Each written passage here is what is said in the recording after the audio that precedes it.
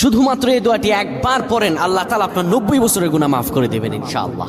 আপনার 90 বছরের গুনাহ মাফ হয়ে যাবে শুধুমাত্র এই দোয়াটি যদি একবার পড়তে পারেন। আপনার ভাগ্য খুলে যাবে, রিজিকে বরকত আসবে, মনের ন্যাক আশা পূরণ হবে, আল্লাহ আপনার সব দোয়া কবুল করে দিবেন। সুবহানাল্লাহি ওয়া বিহামদি।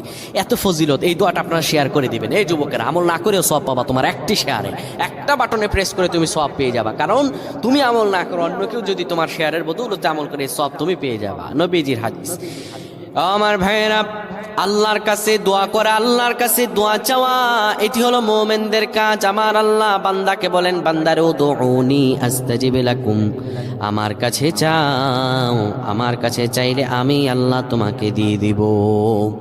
কেউ যদি একবারে দোয়াটি পড়তে পারে, দোয়াটি হলো রব্বি ইন্নী যালামতু নাফসি ফাগফিরলি। কেউ যদি এই দোয়াটা একবার পড়তে পারে, আমার আল্লাহ তাআলা তার 90